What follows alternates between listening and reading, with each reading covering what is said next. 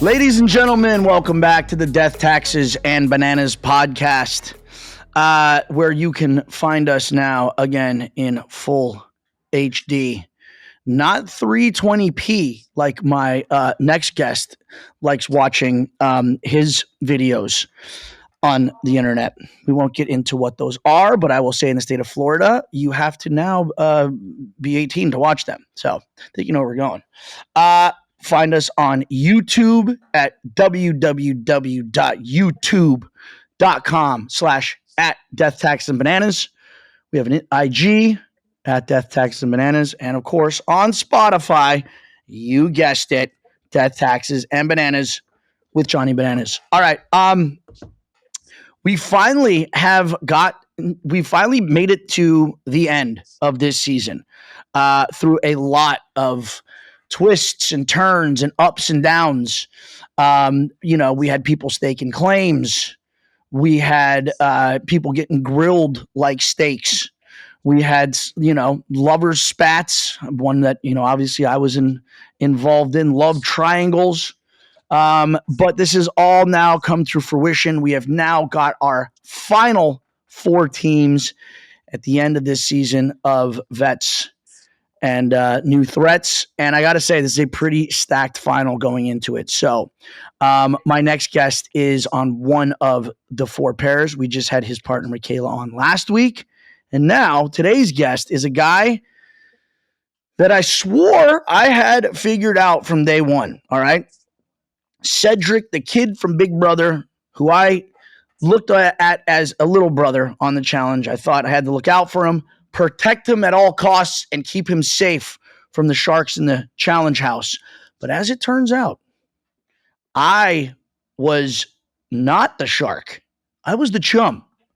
Because somehow, some way, this man managed to play me harder than anyone ever has in all my years on the show.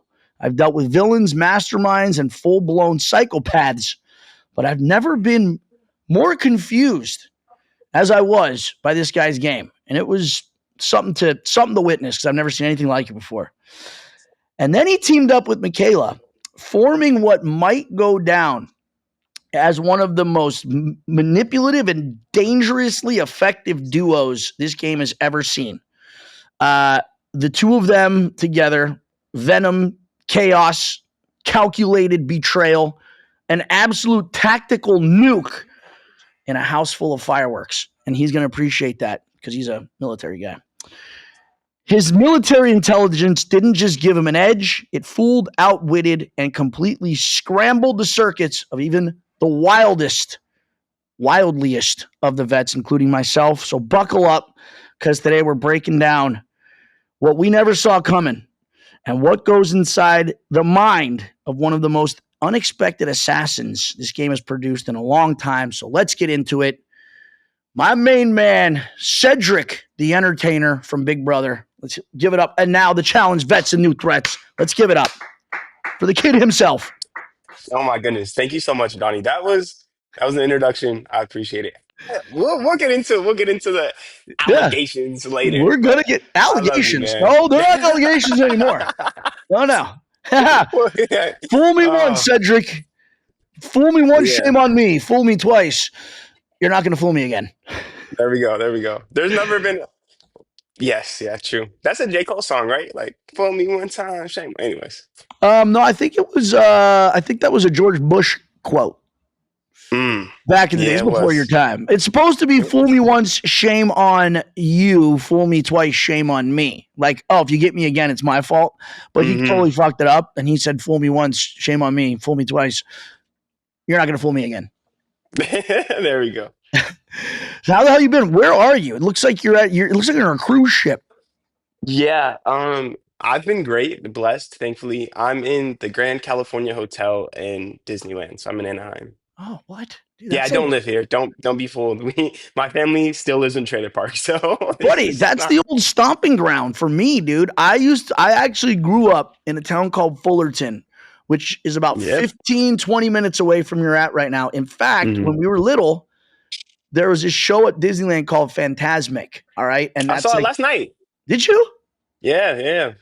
At what time was it on? 9:30. It, 10. Ours was late. The nine we missed the 9:30 show, so ours was like ten All right. thirty. Well, 9:30 is the first show. And you want to know how I know that? Because that's how we knew it was time to go to bed. Oh, When dang. when we heard the Disneyland fireworks at Phantasmic, my mom's like, all right, get to bed. Get to bed. So yeah, man. That's How'd you super like it? sweet. So you went to Phantasmic?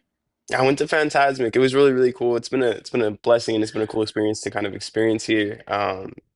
I mean, I grew up in Southern California too, so I'm no stranger to Disneyland myself. But Fullerton's a cool area, so I've had quite a few trips to Fullerton in Now I'm my wondering, now days. the more I think about it, are you actually at Disneyland? Is this Oh my actually the background? Is gosh! this a green screen? Did you No actually go way! to Phantasmic, or are you trying to fool me into thinking little kid Cedric again? No, Is this this a is long play here?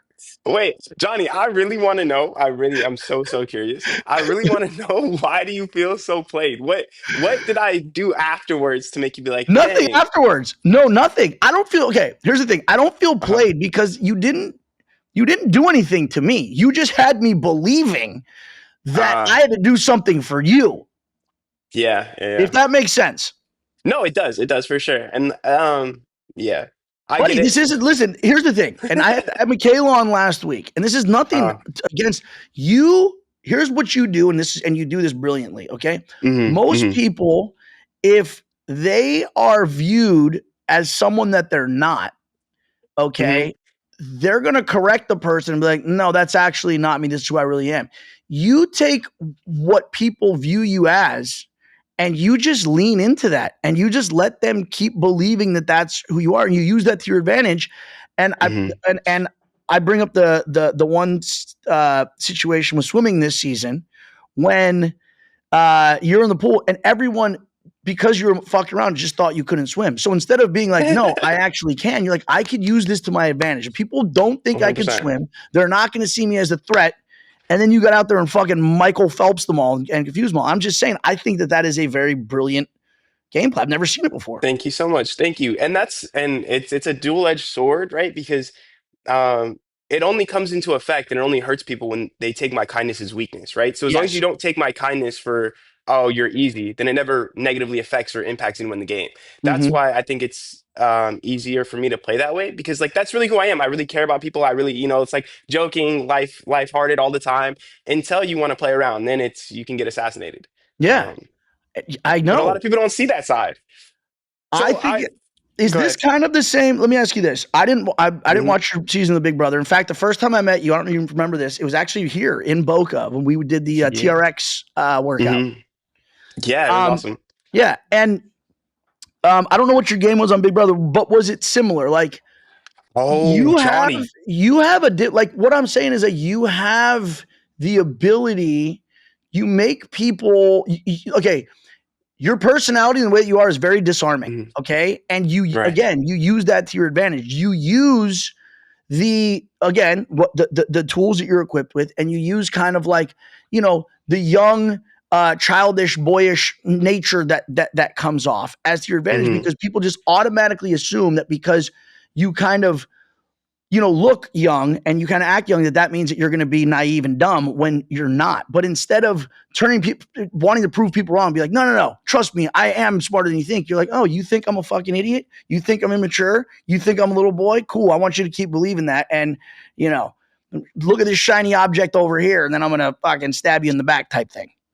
Yeah, I mean, I'll stab you in the face, but I get you.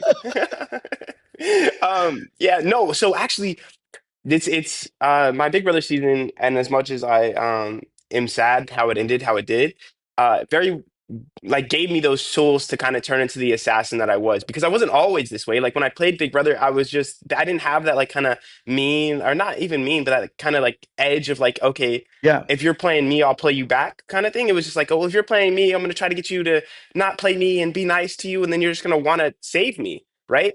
No, it didn't work.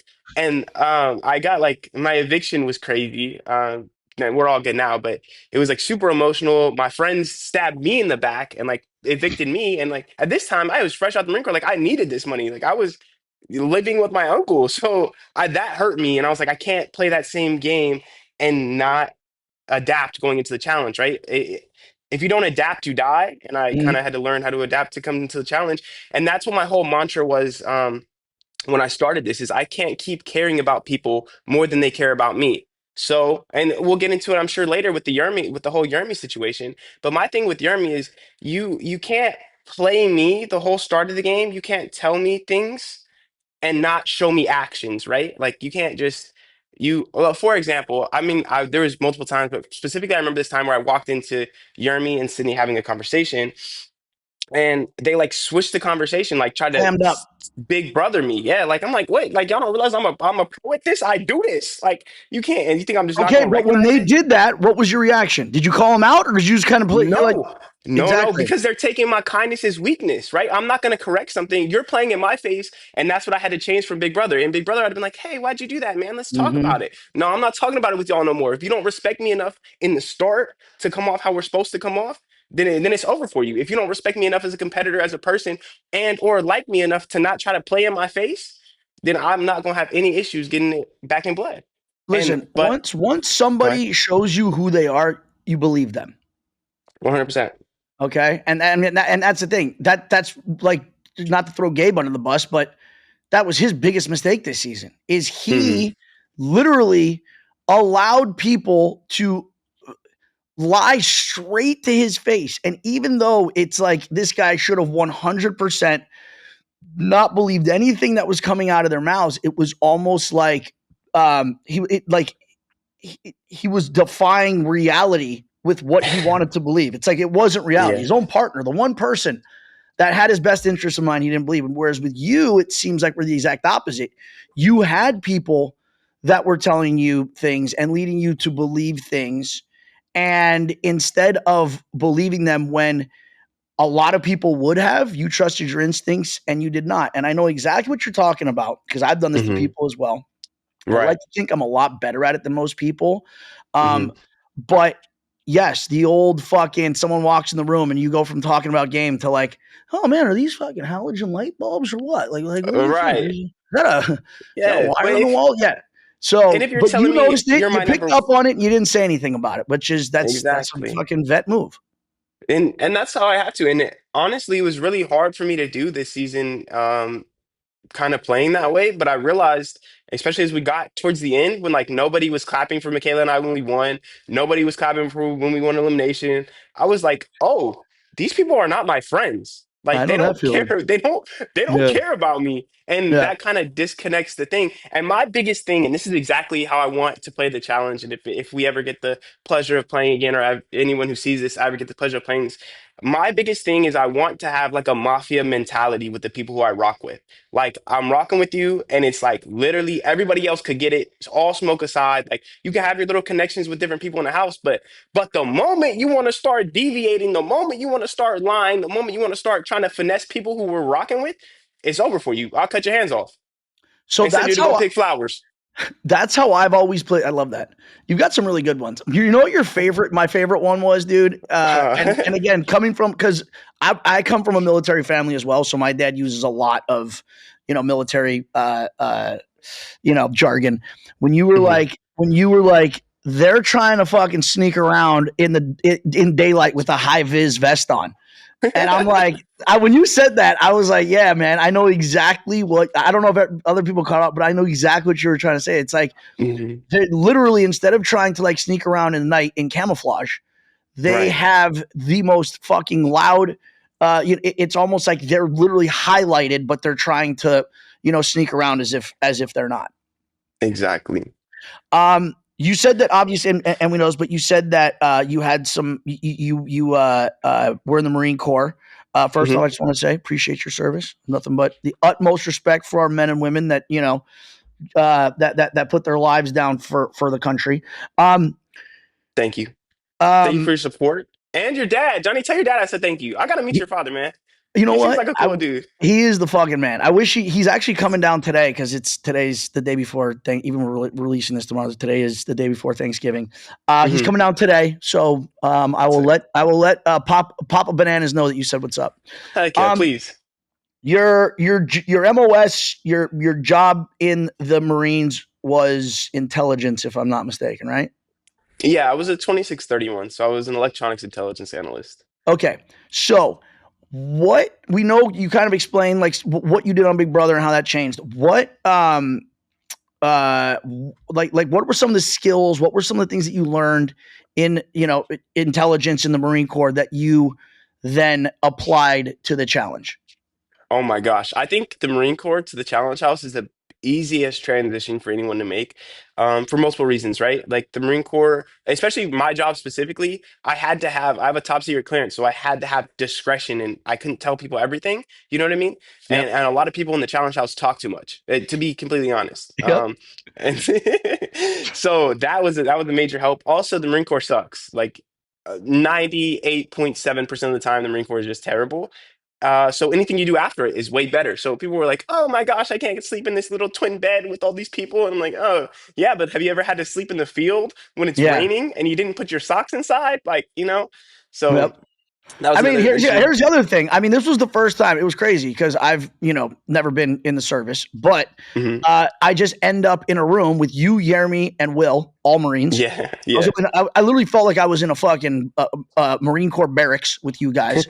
Um, but yeah, I know exactly what you mean as far as, and I've only experienced the challenge, but after being Hmm. on that, okay, Yeah. anything when it comes to like living arrangements, sleeping situations, it is a step up from that. Um, so Hmm. then, so was that something again, like you said, you're gonna listen a lot, not open your mouth. Was that again something that you were consciously doing, or do you feel like again that was something that was a learned behavior that it just kind of instinctively ended up applying on the show? Yeah, well, it kind of depends on different situations. I'm a social butterfly, really, truly at heart, and I love interacting and love connecting with people deeper because I feel like a lot of people in the world don't care about a lot of people, and it's kind of Mm-hmm. sad to me. So I try to care about all the people I interact with. So in the challenge house, it is a learned behavior that I have to kind of find that line of like, again, I can't care about you more than you care about me. And it was really, really hard actually when we started. I actually like, I want to say week 2 or week 3, I went to Leroy and I was like, Lee, which love Leroy, super dope dude. But I was like, Lee, I can't keep doing this. Like it's tearing me apart. I don't know how to balance caring for people genuinely and knowing what I have to do and play strategically. Um, and like having, Keep your circle small, dude. If and this goes back mhm, to what you said earlier. You're like, I want to play this with the mafia mentality. I want to go in. I want to have my fucking tribe, and I want to rock with them. That exactly. is what you do. Okay, that's Hmm. what you have to do because if you don't, if you play the West game, if you play the Olivia Theo game, where it makes you feel more comfortable in the beginning because you have all these numbers, right? You go in, if you Hmm. promise every single person you got their back, that works in the beginning, okay? Yeah. Because now you're protected every way from Sunday. However, it Hmm. starts to get sticky now when you now have to start making good on all of these deals and all these promises you made. I always call it, what a Exactly. Ponzi scheme is? Like a Ponzi scheme is when you get a Yeah. lot of people to invest in something and it The challenge works. cruise. Yep, exactly. Fucking A. And it Got you, Johnny. I works. got you. It works fine until Hmm. now. The people that have invested in you now are looking for their returns. Like, where's my return on Exactly. investment? And when you don't Hmm. have it, and one person calls you out, it's a house of cards and it comes tumbling down. And so Hmm. I've the way that I always go into these games, loyalty in the challenge is so rare. That means more to me than anything, which is why Leroy is and has been my fucking number one since day one, is because is he going to like light up the radar gun and win a bunch of challenges to protect me? No. He's got a great social game though. People love him. He makes me fucking laugh. I mean, Yeah. but also I literally can tell him anything and everything. And I know that it is not going anywhere. And sometimes just having that means more to me Hmm. than having like some shield of protection. But you Exactly. go in, you have your dogs, all right? You got your fucking horses and you just count on them until the end. Now, are you going to have Hmm. maybe a tougher climb at some points because you're not going to have, protection from everywhere else. Absolutely. But that's where you have to rely then on your own skill sets and on the skill sets of your alliance to lift you up. So it's Hmm. going to be in the long run. In the short run, it's going to be a little more sketchy game because you're not going to be protected from every angle. But in the long run, if you can get them to where you need to get them to, you're better off. That, in addition to the fact that if you don't have a lot of numbers and a lot of people and a lot of promises coming in or midway through the game, Yeah. then as it gets close to the end, now you could start making deals because you haven't And made deals with anybody else. Now you can start, fucking wheeling and dealing and being like, when you actually need to. But a lot of people just don't have the ability to do that, and they play a mhm. scared game, and it ends up biting them in the ass. Yeah, I don't know if a lot of people realize this, but the strongest teams near the end of the game are the swing teams, right? Like the teams that don't have Yes. crazy deals because you can go either way, and it's a major benefit at the end of the Yep. game. Like you said, it's risky, but it's a major benefit to be in the end game and not have any promises and be able to swing each way because then you're Yeah, protected by a team over here. Like, hey, I'm not voting for you guys this week. We have a target over here, and then same thing on the other side. So swing votes at the end become majorly important, and it all comes from not promising too many people too much early on. buddy. It's like an election. What states mean the most are the ones that everyone, or independents and swing states. Those are the ones Hmm. that determine the entire outcome of the elections. Um, Exactly. and again, here's the other. This is the other. Okay, this almost kind of got me into. I don't want to say got me into trouble, but this is what affects me a lot of times on the seasons that I do. And you saw this because we were in the same room together. Hmm. And Jeremy's the one that really it bothered him the most. But it's like I kind of explained to him what the situation was. When I come into the challenge, it's like and you saw this. Anything that Hmm. comes out of my mouth will be magnified, will be twisted, will be contorted, will be used in any way, shape, or form against me if it's game related. If it comes out of my Yeah. mouth, it can and will be used against me, and it will be, it's like a game of telephone. You saw that with what happened when I just said, yo, Jeremy's going to be a problem at some point, and that turned into me wanting to target Jeremy. This Yeah. is why I keep my mouth shut, right? Is because I don't talk game because when I do, it ends up fucking, biting me in the Poorly. ass because it gets Yeah. around. And that's why Jeremy felt some sort of way about this because he tried to chop like day one. And I'm like, okay, buddy, you don't know me very well. We're not going to talk. But then he mistook me not talking game with him as me not wanting to, whatever, work with him or I was against him or whatever. And that's just not the case. Right. But, and you did this very well. And this is like, again, coming in the future, it's like, dude, you don't have to sit there and talk game in order to be cool with someone. You can talk about Hmm. anything. Just fucking Hmm. talk about Exactly. the weather. If they like you, if you seem like a likable person, they're going to keep you around just based strictly on that. So just, you don't have to sit there and constantly be talking game and talking shop, which again, you did a very good job when you and Jeremy and, that scene when you guys were at the pool table and he Hmm. brings up this alliance that him and Turbo created in the closet. And Oh, then I'm you excited. kind of in a very sneaky, sly way, kind of confirm Hmm. it without fully Yeah. confirming it. So is that kind of what you were doing in that moment? You wanted Jeremy to be like, yeah, dude, we're still good. Whatever we said, it still goes. But in actuality, you're like, that ship sailed a long time ago. So what I will say is, it didn't benefit me in any way for me to tell Jeremy that I wasn't rocking with him anymore, right? Like it literally had a negative effect. Why would I tell somebody, right? Think Yep. about this. Then everyone's like, "Oh, you're so snaky for lying to his face." First of all, uh, like I already addressed, bro was lying to my face the entire game before this point. So I was just like, "Oh, And it's explain okay. that. I'm gonna So get it when you back." said that, okay, so and you made that point.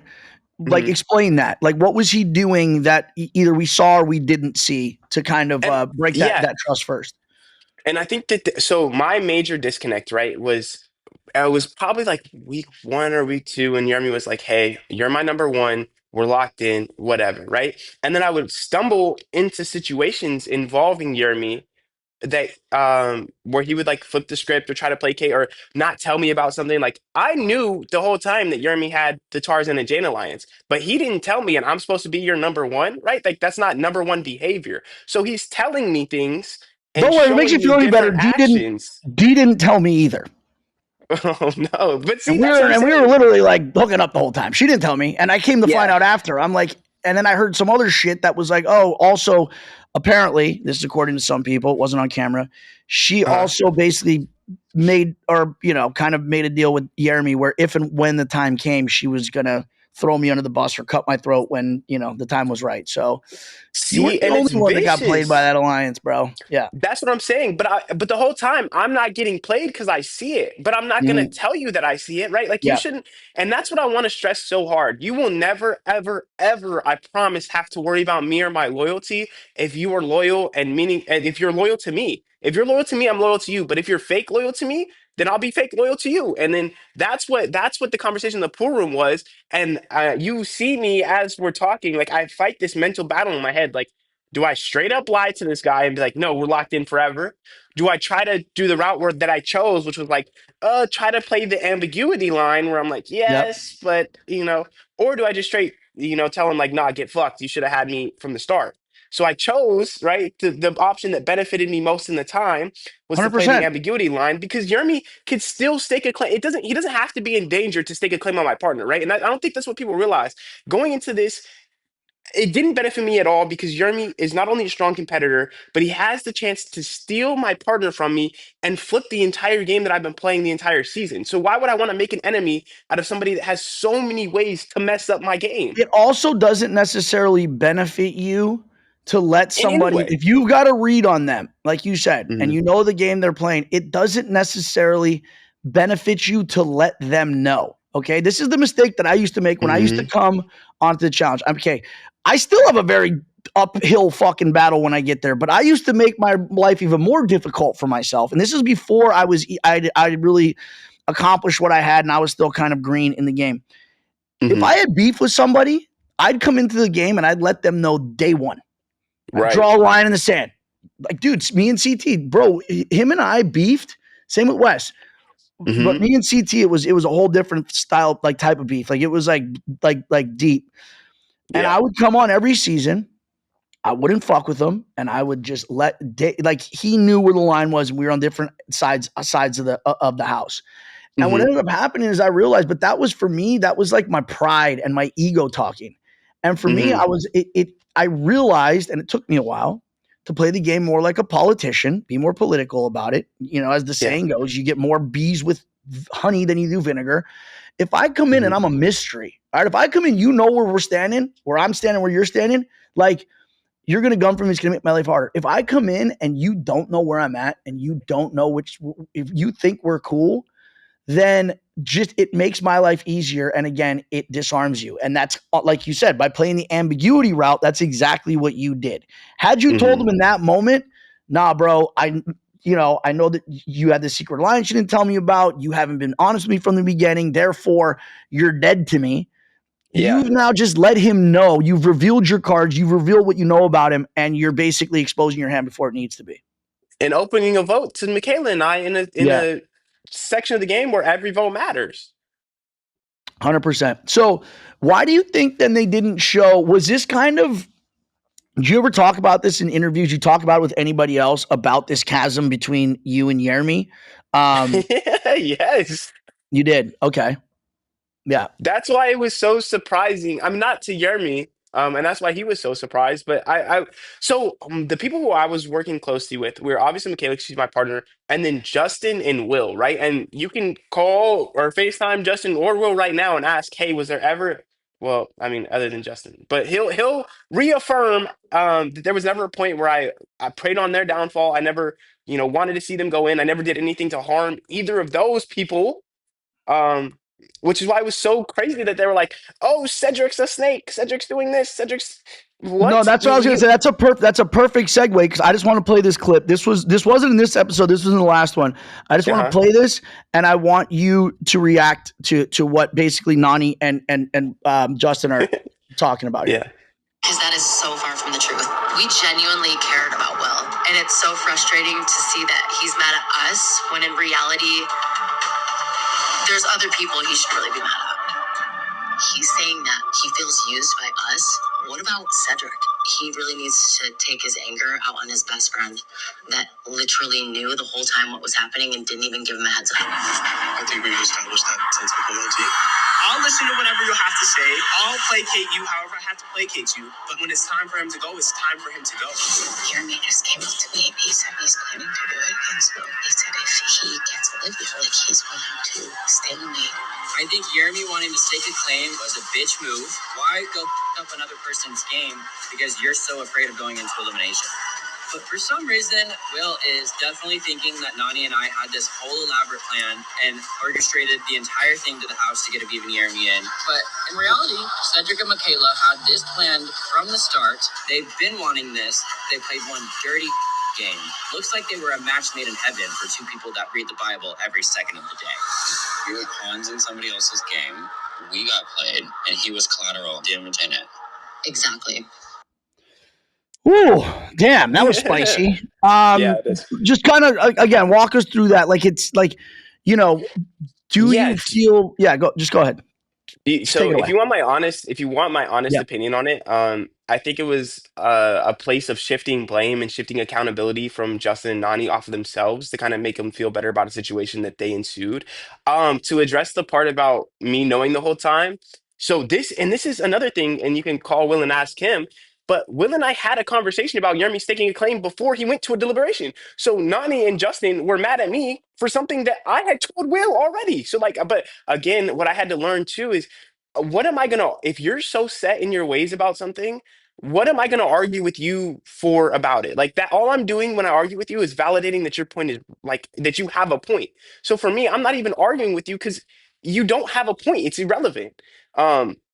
Now to address like Justin being like, oh my gosh, they played a dirty, snaky game. I really truly think that it was them trying to shift accountability and shift blame for for a decision that they made that inevitably blew up in their face. Whether that's right or wrong, it's not my place to judge. Everyone does what they can to kind of get through the game. But yeah, I had talked to Will about it. That's the crazy part. This is what I will say about that situation is and again, listen, Nani's my fucking girl, love her to death. Yeah. But I did kind of question the deal that she cut with Theo, like at the last minute, that then, like, because they made that deal, she then wasn't necessarily able to say his name and was going to say Will or she was going to, say Will's name that she's, had to think, like, I don't know. It was just, to me, that whole thing didn't make sense, especially because she didn't need to make that deal because her and Justin weren't going in. Yeah, exactly. And this is and it happens all the time. This is a classic case of overplaying your hand. That's all it is. And it's a Nani overplayed her hand. And this is how I rationalize it, right? That deal benefits that deal benefits Theo. Okay, obviously. But it also doesn't benefits benefit her. Nani. It does, but I mean, it doesn't in a sense, but I could see why she think it does, right? So she did it to play for the next week. Had Michaela and I won the elimination and Jeremy and Aviv go home, Nani's like, I made this deal with Theo last week. He'll protect me this week. That's another vote where I'm safe. But what I don't think that Nani realized in the time, I think she was kind of paranoid. Is that nothing that comes out of Theo's mouth you could ever fucking believe? And people want to run the final with Nani and Justin. So exactly. It was just an unnecessary deal for her to make. And it was just her overplaying her hand. I get it. It's a safety net. It's a safety net. And safety nets are great when they catch something. It was just a safety net that she didn't screw in all the way. And it just fell through. Yeah. And again, this goes back to what I was saying before. It's like you're right. That deal, I feel like you said, was a safety net that didn't even need to be there. Yeah. Like, why do you have a safety net when you've already got a fucking harness on? You've already got a harness. You're connected to the bill. You don't need a safety net as well. And she had a harness on. Her and Justin were the team that everybody wanted to run against in the final. So why would you throw them in to get rid of them? Exactly. And I would have never turned on Justin. So like, I don't know. It didn't make sense. But okay, I have another question. So okay, so you, Jeremy, and Turbo make this fucking deal in the closet. Yeah, we did. All right. Why then? Why isn't Turbo then more vocal when it's like, oh well, like Cedric, when Jeremy calls out you and Michaela on the night out at the bar, and Turbo goes over and plays fucking Galaga. Why do you think he wasn't more vocal about that? Like, hey, why are you turning on our alliance that we had? Do you think it's because he secretly wanted this to happen as well. Like, I mean, he's looking at it like, fuck, I want Jeremy gone. I don't want this guy here. Like, Sydney even said that he hated his guts the entire time and was like jealous of this guy. So, do you think that's kind of like what it was? He's not going to get involved, even though you guys had this alliance. It benefited him then, but if Jeremy goes now, he's not going to stand up for him, which would be the honorable thing to do. I think it's an amalgamation of multiple things, right? I think that it was, yeah, Turbo probably wanted it to happen for sure. Turbo's, and I don't know if people realize this, Turbo's a really smart, like really strategical player, and he plays his kind of niche, like for honor game. But it's very, very strategical. And if you It's not pay honorable. attention, it, whether it's honorable or not, it's very strategic, I will say. It is Um, strategic. It's not yeah, honorable. These are two. it- two These are different like words. mutually exclusive things. Yes, he is a very strategic player. The problem is Yes. he always, will stand in his soapbox and talk about honor.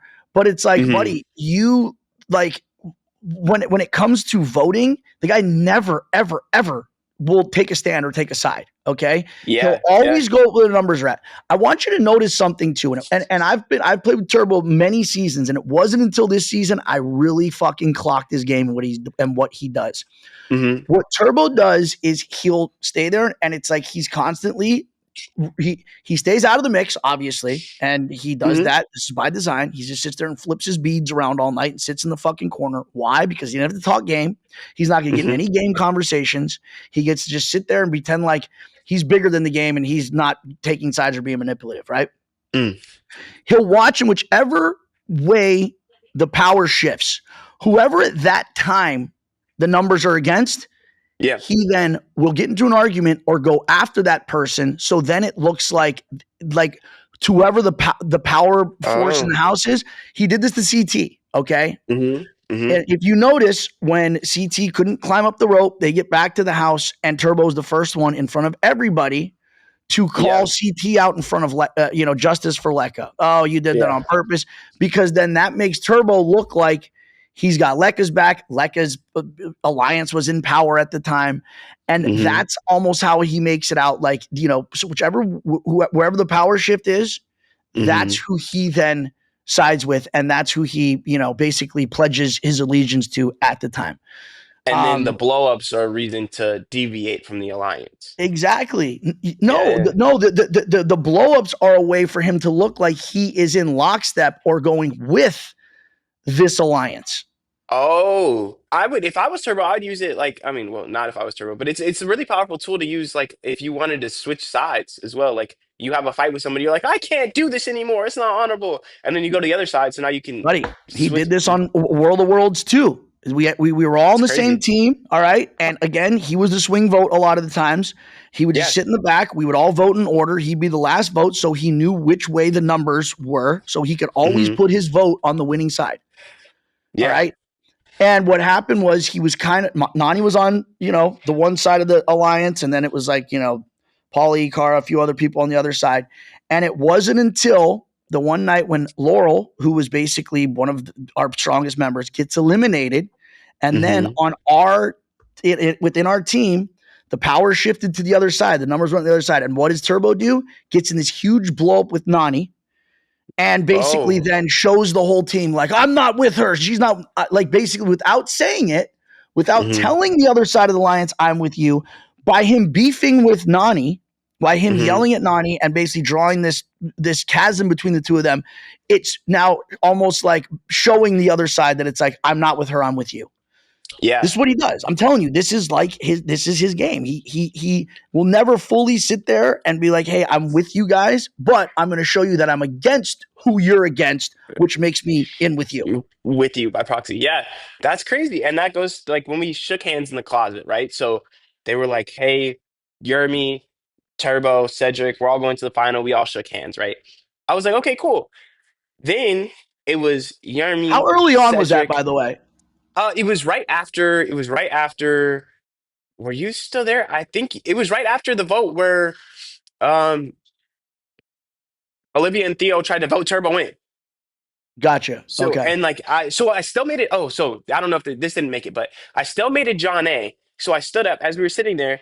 Um, as we were standing up, I was like, don't say, I don't care who you say, just don't say Turbo and D, because we would have got voted in. If she said Turbo and D, it would have been 3-3, and we would have revoted, and John A and I would have went into elimination. So as I stood up, I was like, hey, don't say Turbo and D. I don't care who you say, because I wasn't working with anybody at this point. Just don't say Turbo and D.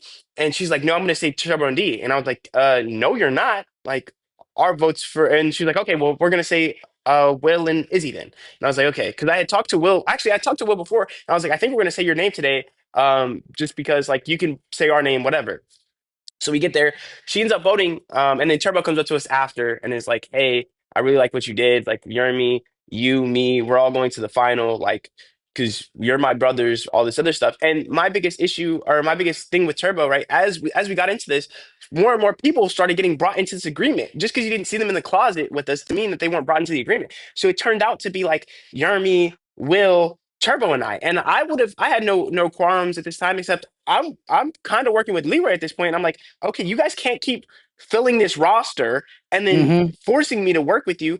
And then also, right, I'm thinking in my head too, Turbo, that's for people I know for a fact Nani is your number one, right? And this is the whole thing about, you could tell me things, and if it doesn't make sense, and if you're not showing me, then it doesn't matter what you tell me. So there's four of us already in this alliance. Four people run the final.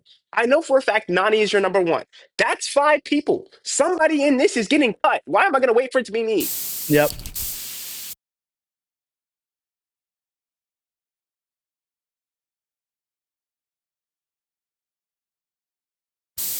And again, he relies on, this because it's almost as if it's like, if I don't say anything and if I don't ever take a stance anywhere or take a stand anywhere or pick a side, then it's like I could always claim that I'm not on a side. Therefore, I Right. could always claim I never went back on anything because where I stand is very vague and ambiguous. And again, that to me is not an honorable way to play the game. The honorable Yeah. way to play is, these are my people. This is the side that I'm on. This is who I'm rocking with. All right. And I feel like 100%. this is Yeah. the first time in his game that it's been exposed, and this game that he wants to claim that he plays honorably, bro. It's one of the most dishonorable games I've ever seen, dude. Mm-hmm. And then speaking of Turbo and being, I guess, just not the greatest player in the game when it Mm-hmm. comes to how he treats his partners and how he works with them. Yeah. Going into this, just tell me kind of like, just give us a little bit insight on his partnership with Sydney, because they don't really necessarily show it until it's starting to really come to fruition in the final now. Yeah. But according to Sydney, I mean, this was leading up to this. I mean, she had just been an absolute fucking sheer misery. I showed some pictures earlier of past episodes where it was like, Yeah. the girl had no life. Like, it was almost as if it was like she had to be at his beck and call all the time and was not able to play any game other than his. Mm-hmm. I think the best way to describe the partnership is like Sydney was over it. That's the easiest, simplest way I could put it. Or Is she was a like, Stepford wife. I don't know what that is. Oh wait, is it? No. Hold on. Oh fuck. No, a handsmaid. I'm sorry. Not a Stepford wife. My bad. She was. You never really get the book, The Handmaid's Tale. It's Mm-mm. basically where the phrase gaslighting came from. Really? Yes. No, I've never Gaslighting was seen it. not used until the book like it wasn't really used regularly. Anyways, okay, I'm sorry. Go ahead. Mhm. No, you're good. I mean, I So think she was a that's. character in The Handmaid's Tale, is what you were saying. Okay.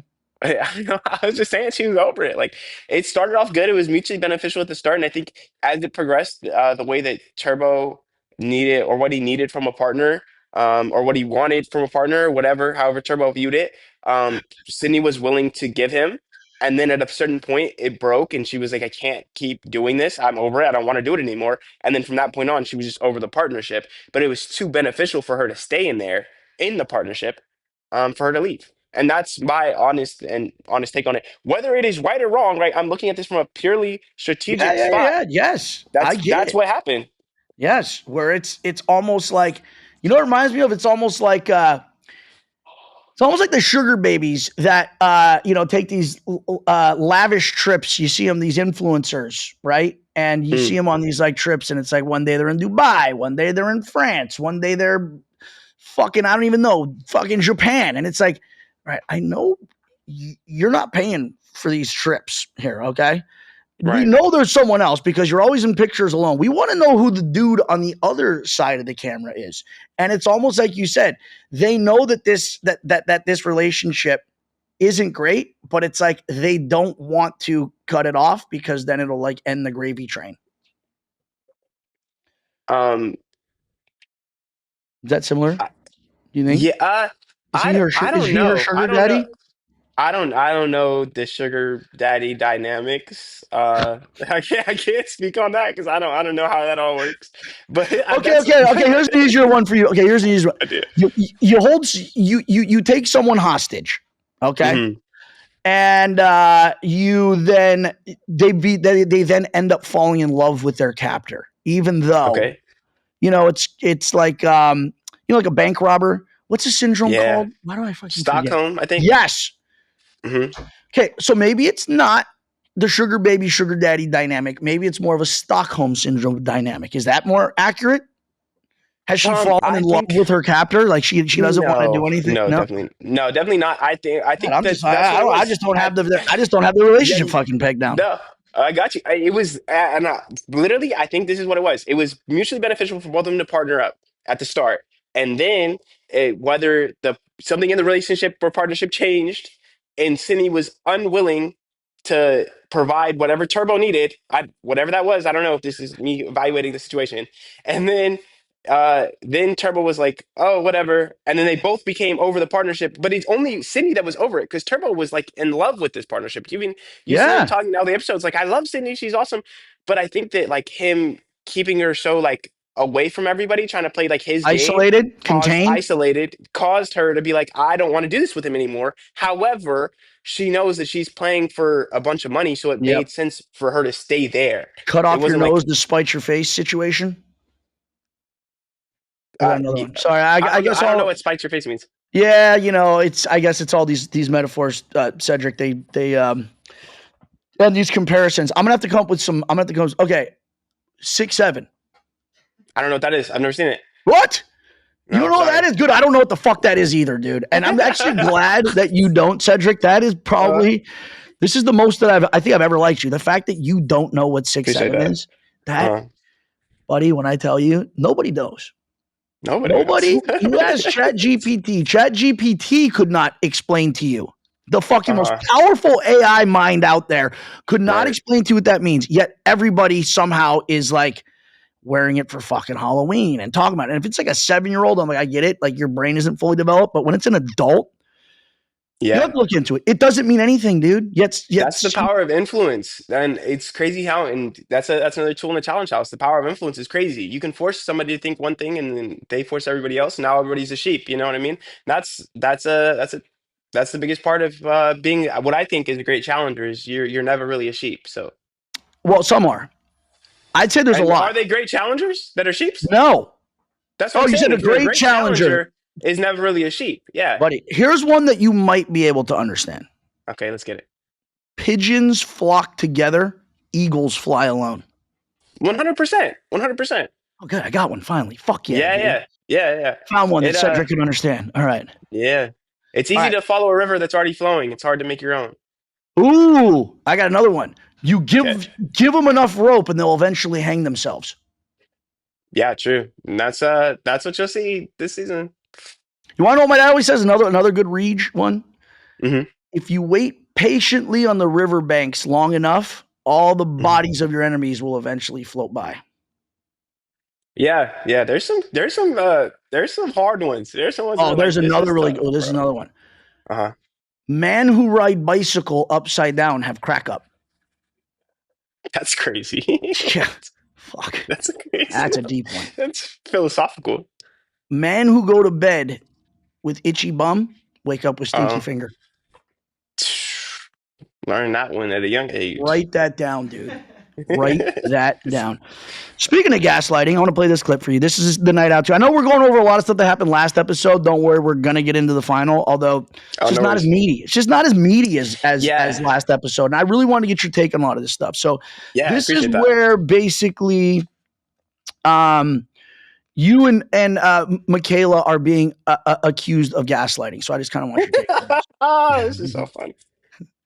You're like a character right out of The Handmaid's Tale. Don't worry, you're gonna have to look that up after this, and you'll understand what I'm talking about. Here we go. We started this conversation. I said, why is there such a shift in the energy in the house after that deliberation? Because essentially what happened is a lot of things got exposed, right? Such as? Such as you guys asking for me and Aviv, right? I did speak to Olivia, Theo, Adrian. And you did ask for me and Aviv. I didn't ask, but I said the extra vote is not going towards you, so you can calm down. There's no need to scramble. No, that was a lie. They are so good at gaslighting. I'm not lying here and making ourselves right in the situation. I'm starting to see Michaela and Cedric for who they really are and the kind of players in this game that they are. I have worked with Michaela this entire season, but now after seeing how everything has gone down and the way that she's acting, I realize that she's manipulative, she's super shady, don't trust her. And Cedric, I thought he was so sweet and honest and real. I just expected more. Oh man, I know that one kind of hurt a little bit. I'm not gonna lie. The first time I saw it, I was like, "Dang, Nani, like what?" Yeah, but it's okay. These hoes ain't loyal. Oh man, she's not a hoe. Yeah, it's just that's a phrase you got. That's it's a song lyric. No, I know that one. I'm just messing with you. So then this is kind of like was my read on it when I had Michaela on last episode. Yeah, it seemed like the upstairs alliance, Michaela, Nani, Aviv, Ashley.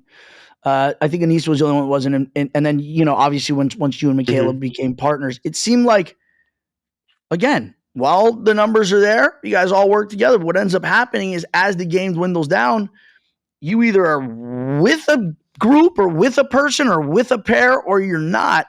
And it almost seemed like you guys found yourself in a position where you then were, I guess, the odd couple out. And we were. Okay. We were the swing vote, and this is another thing that I really want to touch on real quick that it kind of encompasses everything. Michaela and I, after Ashley and Leo went home, were the swing vote the entire time, which is why for anyone to call us like snaky or whatever is crazy because we could have literally sent all of you home and worked with Olivia and Theo for the rest of the season and ran the final with Olivia, Theo, and whoever else we wanted to take. So we weren't snaking anybody. And then this is what was so baffling to me. And I'll get into another section after this, but this was so baffling to me, and I think was baffling to Michaela, is that Nani was gonna vote for Aviv anyway. So literally, after we lose this dark mind elimination, I already know there's about to be some messery that goes around. So I go to Michaela and I'm like, Michaela, I know how you play. Like, we've been partners. I'm like, you do not have to say anything this week. Please lay low. Don't say anything because what you want to happen, being Yermi and Aviv in elimination, is going to happen. Anyways, like, yes, it's gonna happen. So you don't have to say anything. Like, don't do anything. Just lay low because everybody wants Yermi and Aviv to go in, which is why when they were trying to pin it on Michaela and I, and a little bit of me, right? I love Michaela, but a little bit of me was kind of like, you kind of did this to I you gave them exactly what they needed. You gave them that soundbite by going into the closet and even if you insinuated, even if there was an insinuation, even if it's a fucking Aviv and Yermi in the corner and you just do one of these, that's enough to then. It's a reason. Yeah. That we don't need to give anybody because it's already going to happen. So, but then it just gave them an out to pin it all on us. And that's what was so why'd she do it then? Do you think this was kind of like was this just kind of like a misstep, kind of like Nani unnecessarily making this deal with Theo? Like, did she do it to make 100% sure, or like what do you think? Like, no, why? It was Johnny. When I tell you, like, I'm have a good read on the house most of the time. It was almost 100% certain. Like I can't say 100% because nothing's ever 100% certain, but like 98% certain if nothing went wrong, Aviv and Jeremy were going into elimination, and Michaela and I didn't have to do anything. So I think she did it in a sense of like Theo and Olivia were kind of like going through it all season and spiraling. So I think she was just telling them, hey, like relax a little bit. You don't have to do this. Like you guys can take it easy this week because it's not going to be on you. Like they're not going to vote for you guys. In turn, it just kind of spiraled and led us down to be kind of put into a spotlight and propped up.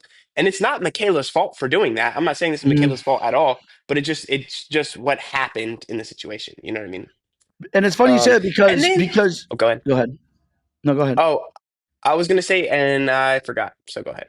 Well, it's funny you said because you know, Michaela goes down, gives Olivia and Theo the heads up, but then Mhm. Olivia is the first one, then again in that clip, to call Michaela out for gaslighting everyone.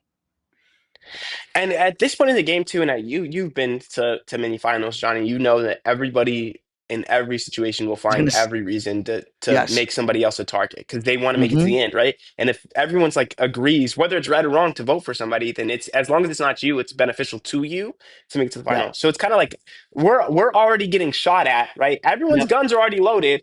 Everyone's shooting at Michaela and I, and they're like, "Well, we got these bullets. Let's shoot too," yep, because yeah, no yeah, one's aiming at each other. yeah.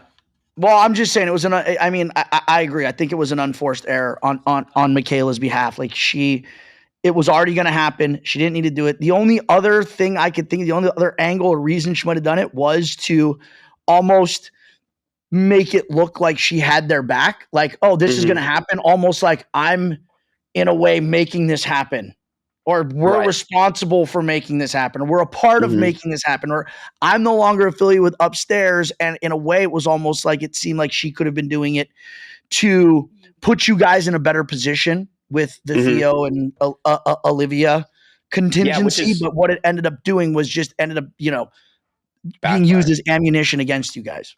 And I will take accountability. All right. So I know I've been saying the whole time, like, oh, everyone's just trying to shift accountability to each other. I will take accountability um for what I could have been more honest with Yermi. I could have been straight up with him and be like, yo, I don't like I don't want to run the final with you because you've been playing me the whole entire season. So I'll take accountability there. But what I will not take accountability for is sending Will home. Like that I literally had no part in that, and you guys were gonna vote Aviv and Yermi anyways. So I won't take it. The only partial accountability I could take is I could have went to Will and specifically been like, "Hey, Will, put your shoes on. Yermi's gonna stake a claim." But at the time, I didn't know that he was gonna stake a claim for a fact. I had talked to Yermi, and he was like, "I'm not gonna stake." So Yermi told me one thing. Aviv told me one thing. Yermi's like, "Cedric, you're my number one." And he still thinks that I'm his number one, right? Or he's my number one. So I'm gonna believe what Yermi says. So I go to Will with all the information I have, like, "Hey, Will, um, I don't know for a fact, but like, let's be prepared if something happens." So the only thing that I can even take accountability for with Will is like, hey, you know, this is gonna happen, take your thing. But then that allows him to game plan and spiral the wrong way. And I just thought it'd be better for us to evaluate the situation and go from there. So I will take accountability for lying to Yermi.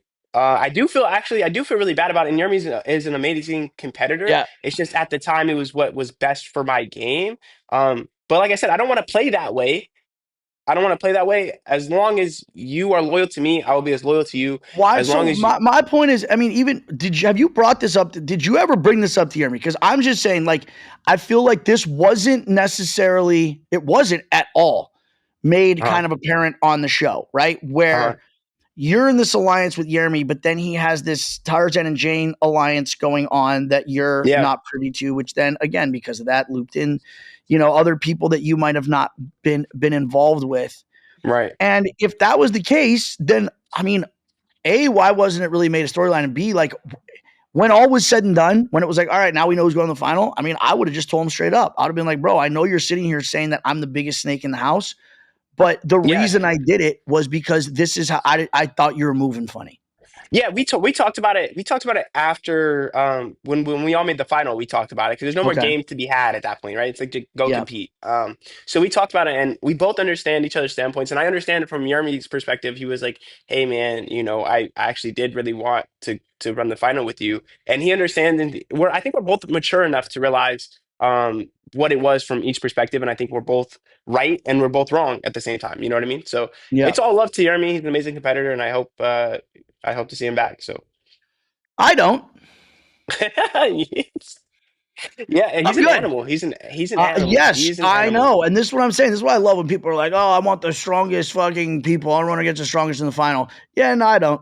I'm Yeah, good. that's a crazy mentality. The only way, and I actually made a tweet I about want this. unathletic, dumb people in the final. And if Yeah, and they, I don't know, have like some sort of stomach bug, I'll take it. If yeah, they've either rolled or like twisted or blown out, like their one of the ankles. one of the limbs on their body, I'll take it. Yeah, That's kind of one who I want to run against the final against. I made a tweet and it says like I something like this. I'm paraphrasing it, but it says there's only three reasons to run a final with teams that are better than you, and it's like they're in your alliance and you're rocking with them from day one. Like I said, I want to play with people that it's like a mafia mentality. So even if I Yeah. run against you in a final, like we have more finals to run together if we're playing like that. You know what I mean? So it doesn't matter if you win this one, I'll get the next one. Um, and then the other one is you want to lose. And then the third reason is pride, right? I think pride gets a lot of people as this competitive edge. And that's something that I learned from my Big Brother season, which I'm super grateful for, is that pride is the devil and it'll get in the way every single time of you trying to achieve your goals, right? If you want to run with the best teams because it's like, I want to beat the best, that's stupid. That's a stupid mentality. And you're not here for the money, you're here to be a competitor. Or I think there's a fourth one too. Or you're Mhm. like a Jeremy or Jordan, all right, mentality And where you can just win. I see a lot of parallels over them Mhm. between them where they believe in their head. And a lot of times when it comes to certain things, they're right. They Yeah. are the best at something and they don't care. This is why, like, and it's funny because Jeremy sprinting up that fucking mountain day one. All right. Mhm.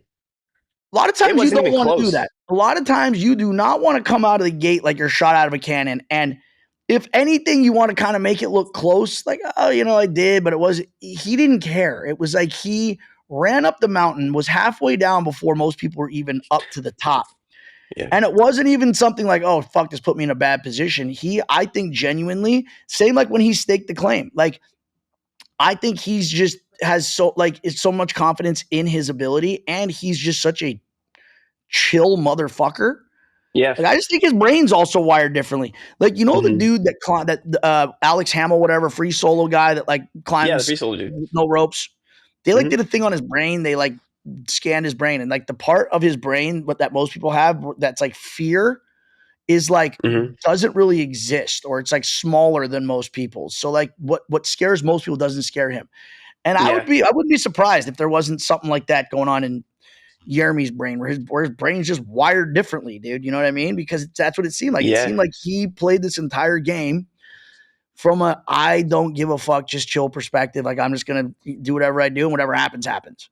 Yeah, when you're a monster, you kind of get that liberty. When you're like the best at so much, you can kind of play like that. When it real, and when I really realized that the mountain was the first time.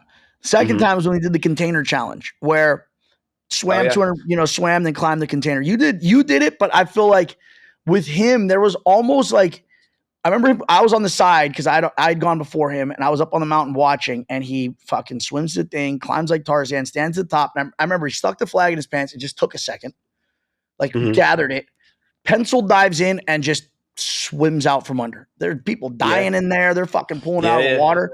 And I just feel like that he was the first one to do it on one try. Like he just naturally had Yeah. the instinct to do it. And I was just like, yeah, Jeremy and dude, this I, guy is Jeremy and I were in the fucking good. same heat. Yeah. Yeah, exactly. And You I did was too. like, Yeah, I remember. yeah, well, I was like, this. Sid the We talked kid. about it beforehand. We are Said the like, when kid. we get to the top, take a breath and then send it. Especially because this is at the time where I was working with Jeremy before I knew like all this other stuff. So I was like, oh yeah, bro, when you get to the top, take a breath, deep in, go in. We're gonna kill it one shot. Will was supposed to do it too, but we were like, the Yeah. Marines are gonna show out, and then we didn't. But Yeah, I didn't. I mean, I was the only guy that showed out for the vets, but still, like, you guys I killed was it. in there for a minute. I jumped in, tried to get under. I was like, that's a little too fucking deep. Then when I It was resurfaced, so I didn't, deep. bro. That was some wild shit. All right, let's get into the final. So now you guys have made it. You've made all your fucking amends with everybody. Going into this, No. that Michaela's ankle is pretty fucked. Yeah. Do you think this is going to be a factor in the final? Was it that bad going in? Did you think it was something you could push through? I mean, you're looking around at everybody else because you're never going to make it to a final where everyone's 100%, but you never want to go in with an injury, An injury. especially to like the lower half of your body. Yeah. Yeah, I knew it was going to be a disadvantage when we went in. I was like, it's going to be a disadvantage, but I also have so much faith and so much confidence in Michaela that even Yeah, Michaela's she's a beast. disadvantage is still a Yeah. partner I would want to have. So I was like, we're about to go get it out the mud. Helicopters show up. I mean, dude, it's always this final actually looks really cool, dude. Like It was really fun. from a just aesthetics perspective, just being in the mountains. I'm a high altitude final guy. Almost every final I've won has been in the mountains. I'm just when it gets to the mountains, I feel like that's just a different feeling that most people don't understand. That feeling of high altitude and not being able to catch their breath, and some people don't know how to rise to the occasion. Right. You guys getting the kayaks are the first checkpoint that you guys do. Have you guys ever been in a boat before? Because it doesn't look like you have. Yo, bro. Okay, so Michaela has never been kayaking. I've been kayaking one time in a water park, like in a like Cedric's like, I sing whitewater the raft. song "Row, row, row your boat," but I mean that's all the Yeah. experience I have. I went on Splash Mountain yesterday. That's the So, extent of my experience with Splash Mountain that just floats by itself, and you're in a yeah, fucking tree trunk that's on a track. Like, how right. you That's how what it you going felt to turn like. over? So I knew like some basic stuff. Like, you don't ever want to go into anything that's putting water into the boat sideways because then more water gets in the boat. So I was Yep. like, okay, I know that. I know how to paddle. So I was like, oh, Do okay, you this know is how to good. use your oar as a rudder though? Because I know there's not many people who are Yeah. doing that. We Huh? do not a rudder, but we would like turn it the opposite direction to turn it. Like we would instead of just putting it in Yeah. there, Push we'd against the like water. push Yep. it, yeah, and it would turn it. But it's kind of hard to do with two people and like Yep. not knowing what's going on, and all these people, and we're trying to memorize stuff like on the side. So Yeah. I'm focused on memory. I could give a crap less about what's going happening in this water right now. I need to know about dolls over here and pillar over Yeah. here and all that other stuff. Priest in the corner.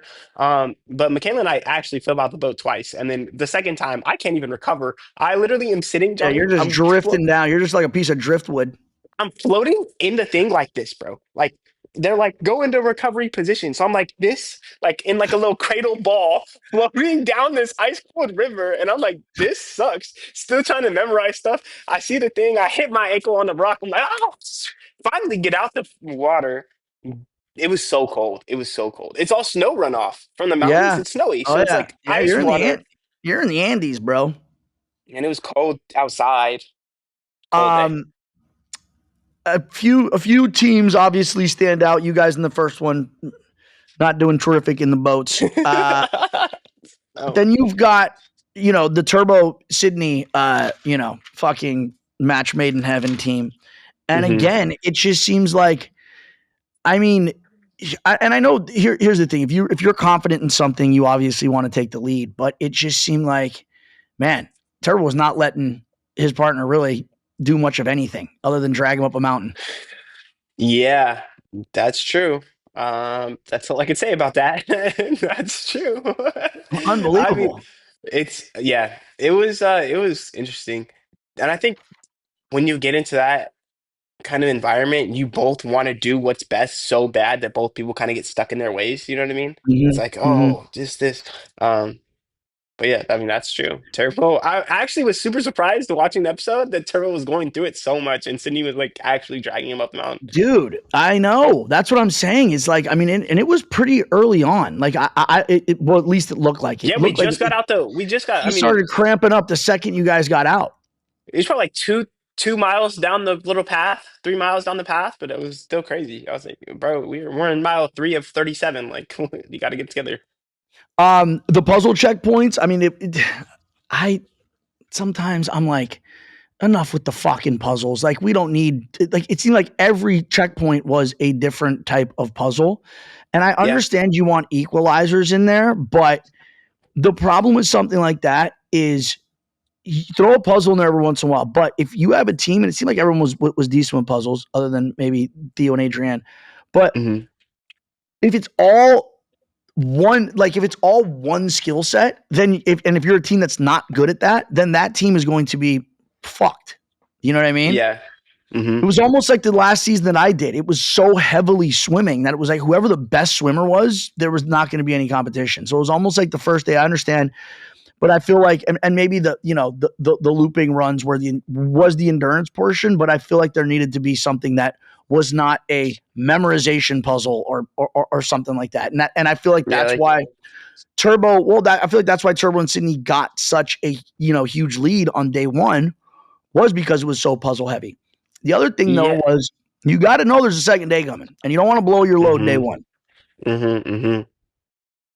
Yeah, that's true. And that's the thing though too with the finals is you never know how many days it is. And there's so much like it's that fine line. Like is this going to be the season where they decide to switch it up and we only run a 1 day final and then whoever gets the top wins? Or is this going to be the season where they're like, "Oh yeah, welcome to the final, lock in for a week." You know what I mean? So It's not gonna be a week. It's not gonna be 1 day though, because that's the whole thing. Is like they want the up all night. I mean, it's supposed to be.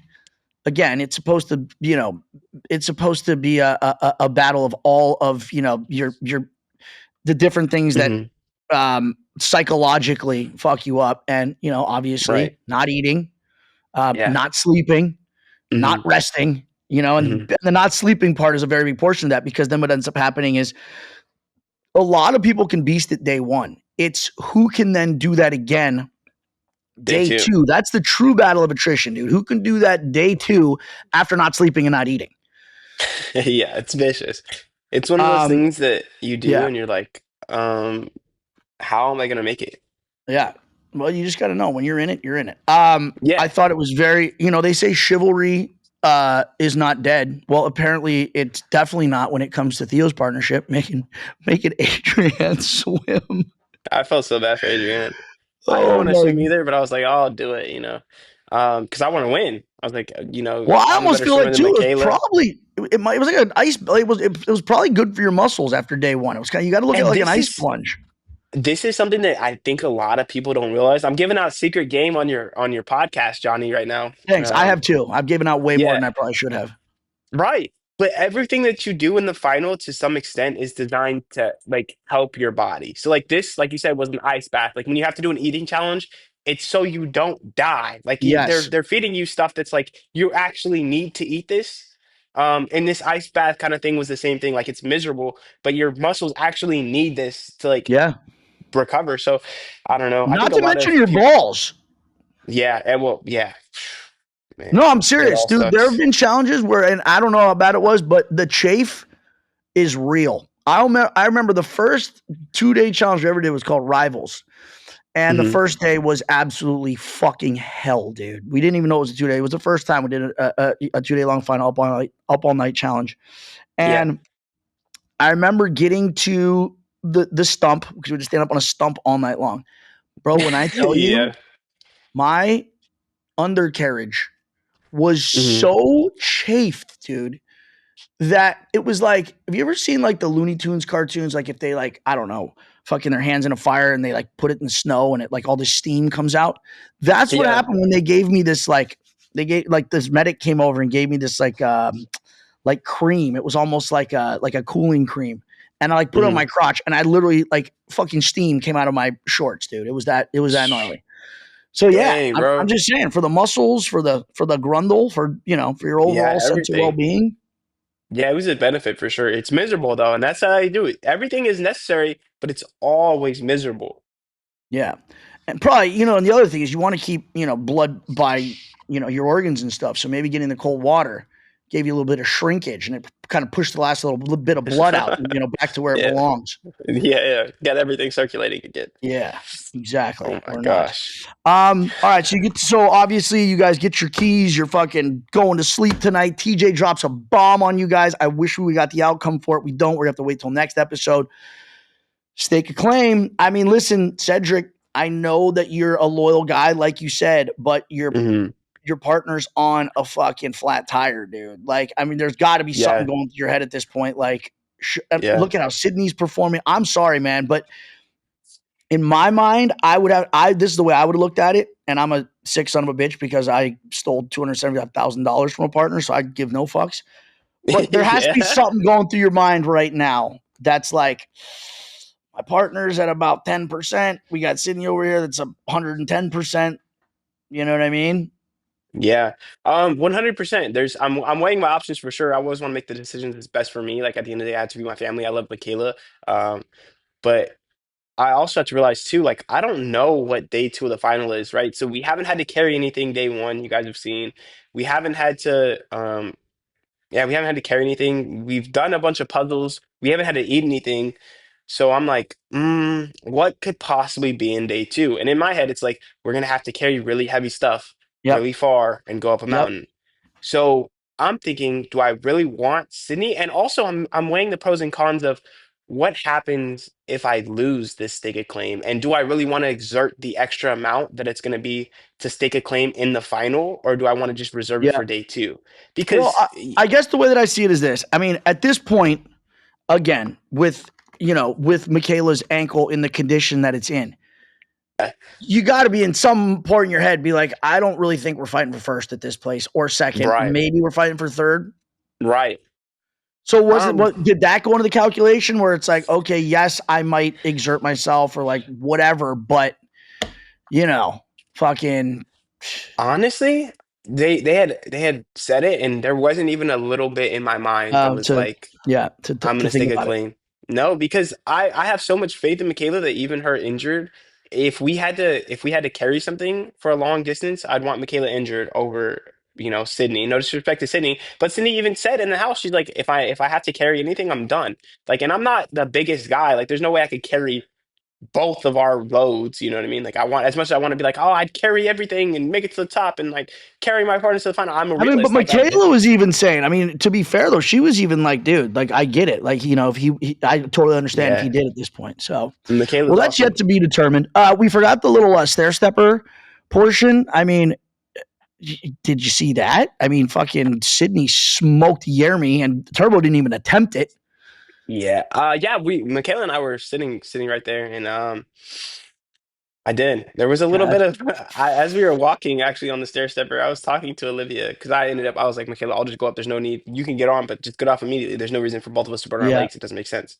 So I was Yep. like, I was talking to Olivia and my legs were going through it because what they don't show is that we got there and we were like, I was suffering. So we were stretching and getting ready, but I was talking to Olivia and I was like, Olivia, get off the stair stepper. Theo and Adrienne are right behind us. Like, so I'm trying to do everything I can to not have to step out for much longer. And it Yeah. Yeah. ended up working. Well, it looks shitty. That's all I got to say. This final looks Yeah, shitty as it far is as miserable. from a physical standpoint. So, There was one point, and I love Michaela, and I say this in a confessional. There's one point where I'm like dragging Michaela. She's like, okay, let's go. Just pull all the slack and like drag me up the thing. And so I'm like, okay, I'll do this. I got this. I'm an animal. I'm gonna drag Michaela up the thing. I start walking and I'm like, I can't do this. I can't drag Michaela much further. So I'm like, I do it probably for like a lap, like a half a lap or three-fourths of a lap, and like here and there. But I'm like going through it, bro, on my legs. I'm like crying in my head. I'm like, Michaela, I can't keep dragging you. yeah, you're like, you But know it's what? I know this probably would look cool on TV, but yeah, not but I happening. just don't have it in me. Yeah, like I'm Yeah. gonna break my My, leg. my, my mind is telling me yes, but my Yeah. body is telling me no. No, literally. All right, man. Well, Michaela's a listen, beast, though. look, I know, dude. I did a challenge USA, man. I ran it with her there. She is she's not one to be trifled with. No, not at All all. right, dude. Well, listen, I appreciate you coming on. I'm really excited to see how this final pans out. I'm pretending like I don't know the outcome.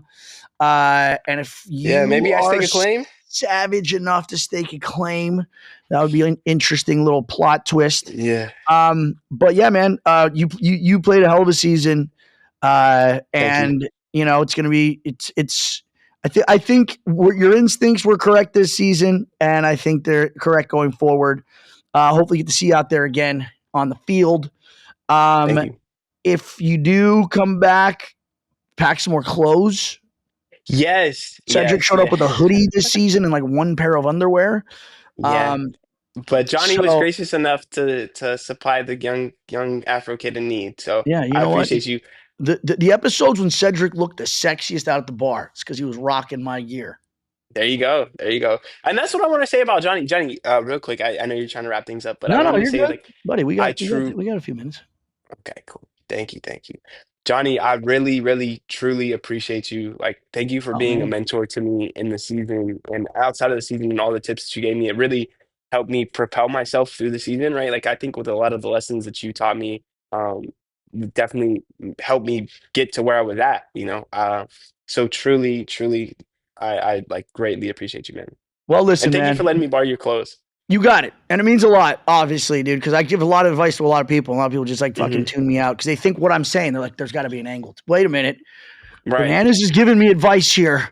There's got to be an angle here. He's got to be manipulating or twisting something in some way, shape, or form, which, usually isn't the case. Definitely Yeah, wasn't in your case. But again, 100%. man, it was really fun watching you move this season, bro, and hope we do it again soon. For Heck yeah, it's been those real. who don't follow you on social media, where can they find you? If you're not at My the Disneyland Instagram. Hotel. Yeah, yeah, right. My Instagram is officially said, so officially CED. My Twitter's the same thing. My TikTok is said talk, like TED Talk, but said Oh, talk, you know. Yeah, we're playing look chess, at it. not Very checkers. punny. Yeah, and my Snapchat's officially set as well. So that's kind of where I'm at. All right. Well, this podcast is officially over. Who's that? Who's that? The cleaning lady back there? Y Other side. yes, man, but yes. Yep, they're going to your room. Be like, sir, could you please turn down Get- room 720? All right. Well, listen, man, I appreciate you coming on, brother. And again, great season. Looking forward to what you do in the future here, and hope to see you back on the field again soon. And yeah, with that being said, thank you for stopping by the Death, Taxes, and Bananas podcast, where the tea flows like wine and my guests instinctively flock like the salmon of Capistrano. I'm Oprah, and I love you.